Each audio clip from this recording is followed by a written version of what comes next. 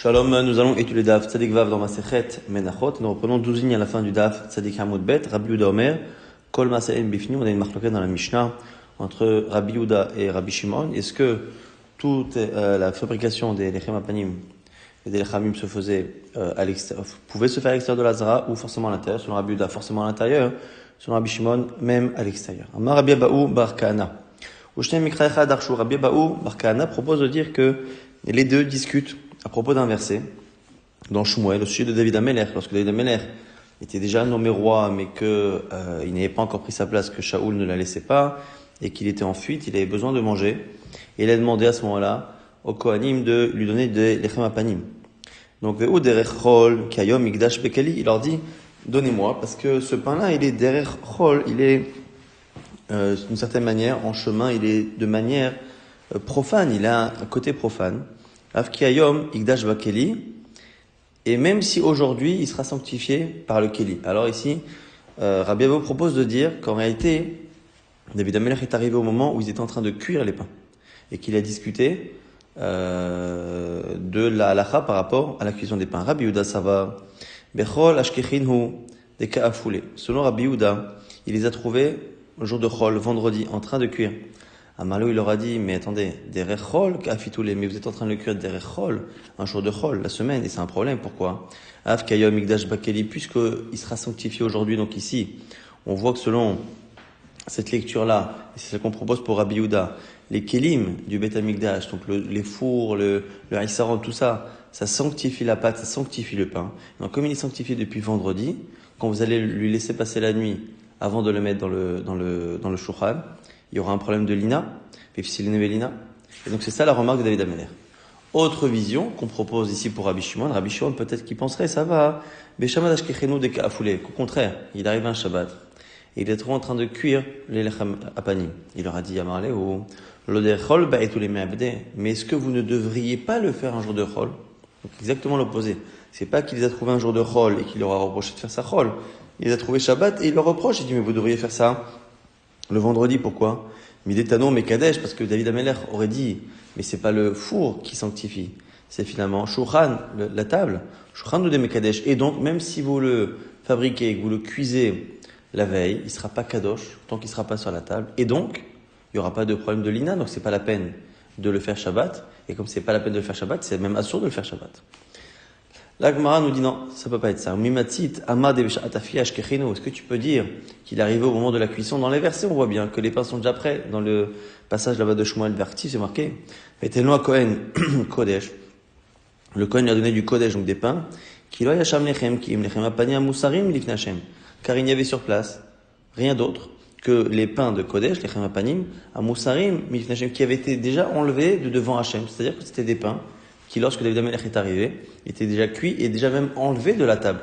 Donc on ne peut pas imaginer que David Amelech serait arrivé au moment où on les cuit et que la discussion entre Rabbi Shimon et Rabbi Yehuda est liée à la compréhension qu'on a de la phrase qu'il a dite au Kohanim. Et là non, Maï derechol, maintenant on va expliquer le passage là-bas de Shmuel, et finalement, ça ne nous aidera pas pour la marloquette, Rabbi Yehuda, Rabbi Shimon, mais il faut quand même expliquer ce qu'a dit David Amelech. Maï derechol, c'est quoi derechol? Et Kamalo qui leur a dit, c'est comme ça qu'il leur a dit, Lika lechem kim lechem apania musarim yifne Hashem.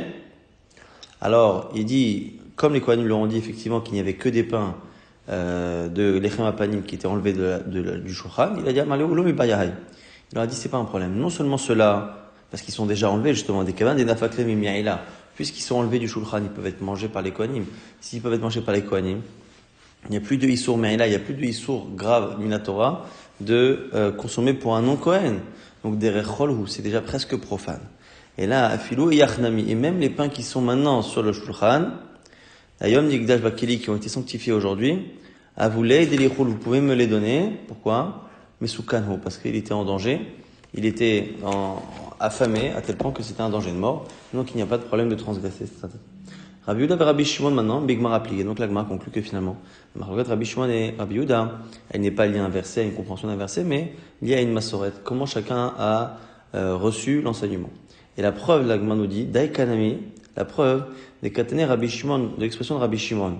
Quand il a dit qu'on pouvait le faire à l'extérieur, lui, il a introduit sa phrase par une expression assez rare. Les olam et veragiloma. prends toujours l'habitude de dire que.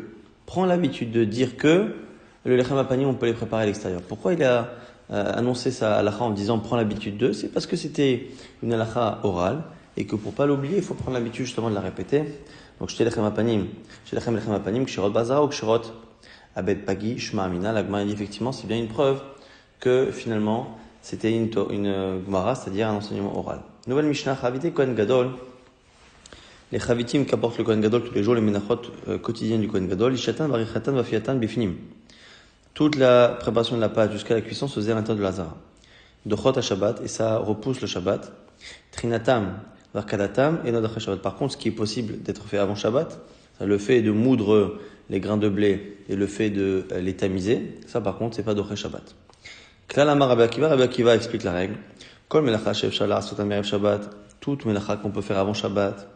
Et nadochat Shabbat, ça ne repousse pas le Shabbat. Chez Yev Shalala Asotam Erev Shabbat, dochat Shabbat, ce qui n'est pas faisable la veille, repousse le Shabbat. Kol amenachot yesh bahem maase kli bifnim. Toutes les menachot se faisaient dans les kelim à l'intérieur de la hazara. Ve'en bahem maase kli bachut. Et rien ne se faisait dans un keli à l'extérieur de la hazara. J'étais alechem. Maintenant on nous explique la forme et pas la forme plutôt, mais la taille des pains. La dimension des pains. J'étais alechem, les deux pains de Shavuot. Orkan shi'at fachim, orban arbat fachim. Arba etzbaot. Il y a donc ces lechem apanim qui ont une longueur de 7 fachim, à tefar c'est à peu près entre 8 et 10 cm, donc quasiment 60-70 cm de longueur. La largeur c'est 4 fachim, donc presque 35-40 cm. Et karnot il y a des coins, des morceaux de pâte qui étaient en coin comme ça aux extrémités de ces lechamim là, qui faisaient 4 doigts. Lechem apanim, les pains de fermentation, orkana asarat fachim, la longueur elle est de 10 fachim. Orban chamishat fachim, la largeur de 5. Karnotav, sheva esbaot, et les coins 7 esbaot. Rabbi Yehuda Omer, Rabbi Yehuda nous dit, shelo titae, pour ne pas te tromper, je vais te donner un moyen mémotechnique, c'est le fait d'utiliser les valeurs numériques de ces dimensions-là pour faire finalement des lettres et des mots avec. Donc zadad et yahaz, donc zain, dalet, dalet, c'est les dimensions des chalechet. On a dit 7 tfachim de longueur, 4 de largeur et 4 etzvaot doigts pour les kranot. Et pareil, yahaz ici pour les lechem apanim. Rabbi Yehuda, c'est celui qui est déjà dans la Gada donne les simanim à la fin des makot, à la fin des diplés, dit detzach adash be'achav, c'est lui qui les donne, donc il a l'habitude comme ça de donner des simanim pour se rappeler. Tu mettras sur le pain les pains de présentation devant moi toujours. De là, on voit qu'il faut qu'il y ait des panim. Donc, panim, ça va être les dofanot. C'est ce qu'il y a sur les côtés. Et c'est aussi une allusion à ces cranotes, à ces coins, ces cornes presque que l'on faisait au coin des pains. Ashulchan orko asara, ver orbo chamisha. Maintenant, la taille du shulchan, de la table sur laquelle on posait les pains. Donc, il y avait 2 rangées de 6 pains, ça faisait 12 pains. Alors, la dimension, pour l'instant, on nous dit que c'est les mêmes que celles qu'on a citées pour le pain. C'est-à-dire, une longueur de 10 et une largeur de 5. Les chamapanim orko asara ver orbo chamisha. Et c'est pareil pour les chamapanim. Noten orko kenegen orbo shel shulchan. Et on mettait la longueur du pain dans la largeur de la table. Vekofel. Et on fait ça 2 fois. Et après, on nous dit tfachim omertsa mikan. Tfachim omertsa mikan. Vekofel et le pain au niveau de la hauteur. Au niveau de la hauteur, il n'y avait donc pas d'espace sur le côté du pain, puisque les pains avaient une largeur de 5 et 5. Et donc on arrivait au 10, qui faisait la longueur du shulchan. On dit que le pain, vers le haut, se recourbait sur une hauteur de tfachim omertsa. 2 tfachim omertsa, c'était la hauteur du pain. Et si on dit que c'était une forme de tepaputsa, de boîte comme ça se recourbait comme ça vers le haut. Et tfachim omertsa mikan de chaque côté. Nimtsa orko shel memale orbo shel shulchan. Et donc la longueur des pains remplissait la largeur de la table. Ça, c'est dit Rabbi Yehuda. Rabbi Meromer, shulchan orko shneim asa, et orbo shisha. Il lui dit que la table est un peu plus longue, 12 tfachim, et 6 de largeur. Lechem apanim orko asara, et orbo chamisha. Pour les pains, lui, il est d'accord que c'est 10 et 5. Et le placement, c'est pareil. Noten orko kenegen orbo shel shulchan. Il met la longueur des pains dans la largeur de la table. Vekofel, tfachim mikan. Simplement, les pains ne montaient pas à une hauteur de 2 tfachim omertsa, mais de 2 tfachim. Ou tfachim revach be'emtsa. Et il y a entre les 2 pains 2 tfachim de vide, puisque finalement C'était finalement une longueur plus longue. Kedesh était arroar menashevet bahen pour que l'air passe et que les pains ne moisissent pas. Bachal Omer, Shamayunot Nimshne Baziche Levona, chez les Chemapanim, selon Abashaoul, on mettait dans les pains l'ustensile avec l'Evona, l'encens. En brolo, ils lui ont dit, Varik Varne, Ma Venatata la Marechet Levona Zaka. Ils lui ont dit, mais il n'y a aucun chidouche dans ce que tu dis. C'est marqué, tu mettras la Marechet sur la ligne des pains, tu mettras l'Evona Zaka, donc c'est marqué dessus, Al, donc c'est pas la peine de le dire. L'Agma dit non, c'est pas vrai. La Mishnah plutôt. Abashaoul leur répond, Amalahem, Varik Varne, Ma Ve'alav Matemenaché. Quand on parle du placement des tribus, on dit, et sur lui, la tribu Ménaché. Et c'est pas sur là-bas, l'Alab, c'est à côté. Donc, comme Al, parfois, ça veut dire à côté, là aussi, il fallait préciser que le Al, c'est non pas à côté, mais dedans, au-dessus. Arba Snifim Sheza Avayusha. Il y avait quatre mechitzot en or, Mefutsalin, Merashehem, Sheyusumchim Bahem. Donc, il y avait, donc, quatre parois. Ces quatre parois avaient sur le dessus des endroits pour mettre des bâtons. Chez Yosomchim Bahem, et c'était dessus qu'on mettait les pains. Donc pourquoi il y en avait quatre? Parce qu'en réalité, pour chaque colonne de pain, finalement, il y avait un dard de chaque côté. Donc il y avait un snif de chaque côté. Et donc en fait, finalement, comme pour chaque rangée de pain, on mettait à gauche et à droite, et que juste après il y avait l'autre rangée, on mettait aussi à gauche et à droite.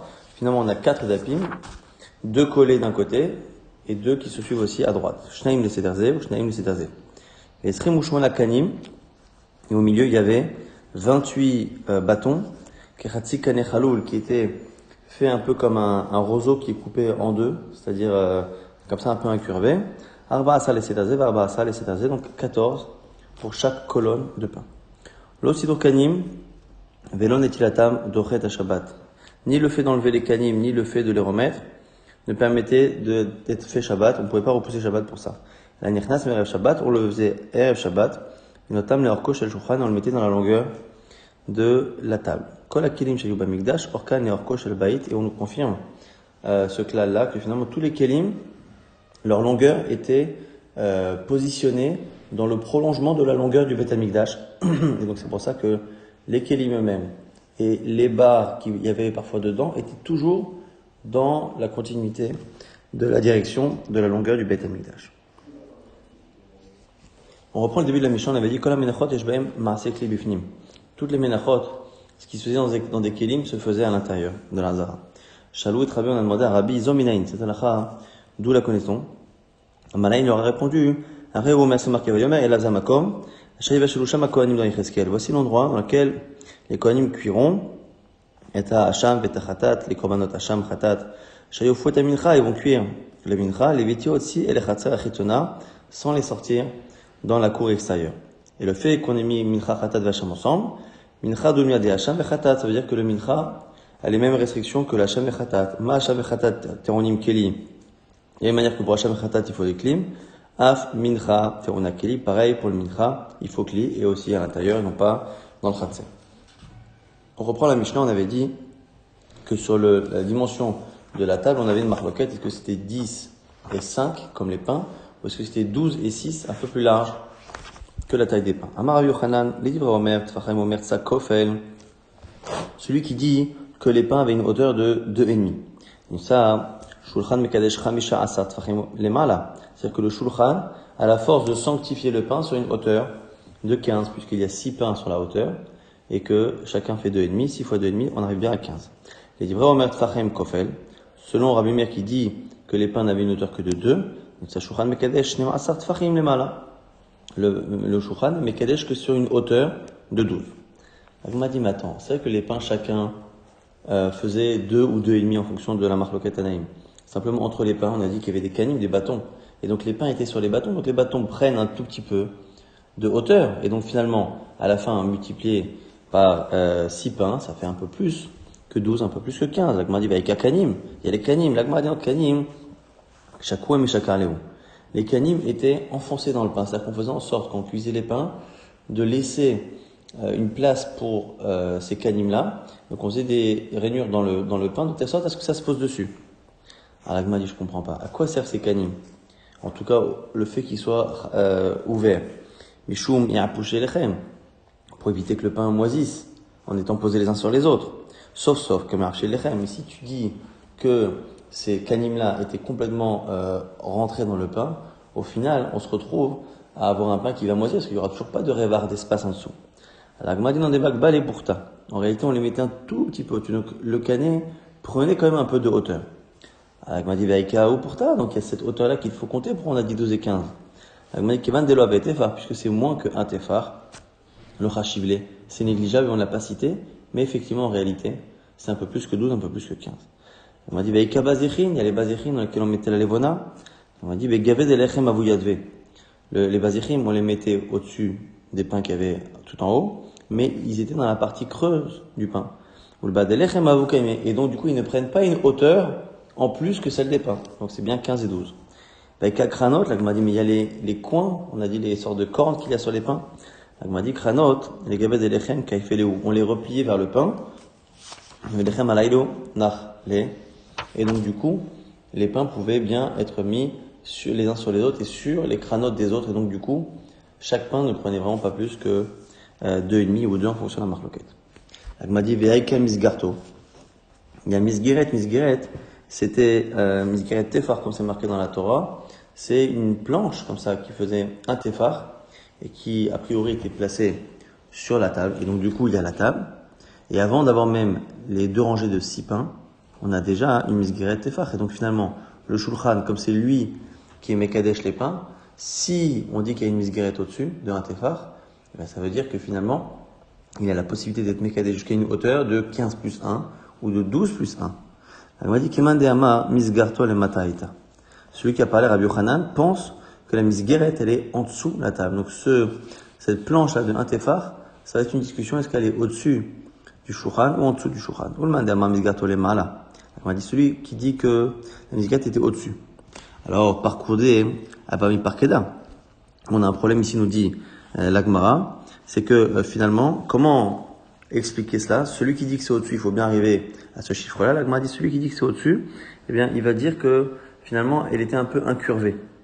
Un peu comme quelqu'un qui s'allonge sur le dos, comme ça, qui se penche un peu en arrière. Et bien, du coup, c'est sur les côtés que cette misgade faisait un tefar, mais au milieu, non. Et donc là, on mettait les pains. Au final, ça ne prenait pas de hauteur. Et donc, du coup, le pain était posé quasiment directement sur le shulchan. Et l'Agma nous rapporte cette marloquette qui est Tania c'est une braïta, Rabbi Yossi Omer. Lo haya sham snifim et la misgarto shel shulchan. Il n'y avait pas de snifim selon lui. Il y avait le misgeret du shulchan, ma'amedet et alechem qui tenait le lechem. Alors, il lui a répondu un brûlot, mais non, misgarto, les mataïta, la misgeret était en dessous, donc on voit bien. Ici, contre Rabbi Yossi et d'autres hachamim, on a une discussion est-ce que la misgeret elle est au-dessus ou en dessous. Amar Rabbi Yochanan et Romain misgarto le mata, celui qui dit que la misgeret était en dessous. Tavla, amita pechet, tmea. Alors ici, Rabbi Yochanan part de principes. Déjà, on part du principe qu'une planche de bois qui n'a pas de possibilité qui n'a pas de possibilité de contenir quelque chose, normalement, un dash et la het, c'est pas mekabel touma. Alors lui, il part du principe, Rabbi Yochanan, que le shulchan du Beit Hamikdash, lui, pouvait recevoir la touma. Donc s'il reçoit la touma et qu'on pense que la misgeret, elle était en dessous, ça veut dire que finalement, on n'est pas obligé de dire, comme ce qu'on a dit tout à l'heure, que la misgeret, elle était incurvée. Donc la misgeret était droite, le shulchan aussi était droit, et on voit finalement que, à la fois la misgeret, à la fois le haut de la shulchan, c'est quelque chose finalement qui est entièrement plat. Et on voit que c'est mekabel touma. Donc la nous dit, c'est forcément parce qu'on peut utiliser des deux côtés.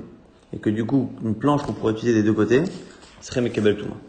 On va dire, les vrais misgarto les malaïta, salam itapechet, tiva et là. On a dit, mais par contre, celui qui dit que la misgeret était au-dessus, comme on est obligé de dire qu'elle était incurvée pour arriver au chiffre de 15 et de 12, qu'a dit Rabbi Yochanan lui-même tout à l'heure, eh bien, on n'a pas de réponse pour tavla mitapechet, un morceau de bois, une planche de bois qui peut être utilisée des deux côtés. En tout cas, la Gemara déduit d'ici que selon Rabbi Yochanan, l'hypothèse de base, le postulat, c'est que la shulchan était mekabel touma. La Gemara dit mikla des shulchan bar mekule kabule toumahi. Ça veut dire que la table a été mekabel touma. La Gemara dit, mais pourtant, qu'il y a c'est un ustensile en bois qui est censé être immobile. Il n'est pas censé être déplacé. Et tout ustensile en bois qui est fait pour rester au même endroit, c'est pas mekabel touma maïtama, d'où il y a des sacs beinan. Quand la Torah parle de Toum'a, elle parle de Kelim, de ustensiles, après elle parle de sac, donc un sac. Alors, Masak mitaltel malé verekan, avkol mitaltel malé verekan. Et donc, c'est pour nous apprendre qu'un Keli, pour qu'il soit Mekabel Toum'a, il faut qu'il soit un sac, c'est-à-dire qu'il soit déplaçable, et déplaçable vide, déplaçable plein. Et ici, le Shulchan, a priori, selon les commentaires, il y en a qui disent que c'était interdit de le déplacer, d'autres qui disent que c'était pas interdit, mais que les Maaseh, on le déplaçait pas. Et donc, normalement, ça doit pas être Mekabel Toum'a. L'Agma dit non, Shulchan ami, mitaltel malé verekan. L'Agma nous dit non. C'était déplacé. Pourquoi? Qui dirait Lakish, comme dirait Lakish, d'Amar et Lakish. Maïdati la Shulchan Tahor, c'est marqué sur le Shulchan pur. Tahor Miklal, détamé. Si on dit que sur la Shulchan, la table pure, ça veut dire qu'il faut faire attention qu'elle reste pure. C'est-à-dire qu'elle peut devenir impure. Et là, mais la Mèche Magbi Moto, les Regalim. Resh Lakish nous dit que forcément on l'a déplacé quand? Au moment des 3 fêtes. On l'a soulevé. Umarim bolechem, et on leur montrait les pains, en leur disant, regardez l'affection qu'Hachem a pour vous, qui dit vrai Rabbi Yoshua ben Levi, comme disait Rabbi Yoshua ben Levi, qui avait un miracle au sujet des Lechem Apanim, Rabbi Yoshua ben Levi, Nes Gadol Nasab Lechem Apanim, il y avait un grand miracle avec ces pains-là, Siluko Kesidoro Shnema, Lasum Lechem Chom Beyomi Lakaho, que lorsqu'on enlevait les pains, une semaine après les avoir mis, ils avaient la même apparence et ils étaient chauds encore comme quand on les avait mis. Comme c'est marqué là-bas dans le Sanhedrin Shmuel, pour mettre du pain chaud le jour où on le prend. Alors normalement, c'est mettre du pain chaud le jour où on prend le pain ancien. Mais ici, il fait une dracha pour dire que le pain qu'on mettait, il était lui-même. Qu'on enlevait, excusez-moi, il était lui-même chaud. Maintenant, la Gemara dit non, mais attends, on peut très bien dire que c'était impur pour autre chose. C'est pas parce que on le levait, parce que encore une fois, je déduis du mot tahor que c'était une table qui pouvait devenir impure. Et du coup, comme elle devenait impure, c'est forcément qu'on l'a déplacée. Et donc, du coup, il a sorti cette idée qu'on prenait le pain et qu'on le soulevait. Enfin, la table en tout cas. Et maintenant, Vétipouklé Mishum Tsipouille, tu as qu'à dire que c'est Mishum Tsipouille, parce que on recouvrait la table d'or, et que c'est ce Tsipouille-là qui fait ça. Mais l'autre, n'est-ce pas qu'il y a une Mishnah qui dit, à Shulchan, Ve'adulbeki, une table, Dulbeki, c'est une sorte de chaise pliante, chez Fratou, qui ont été cassées. Au Shechipan, Beshaïchou, que l'on a recouvert avec du marbre, mais comme un achat kosot, et on a laissé la place pour mettre des kosot, tmeim c'est tamé.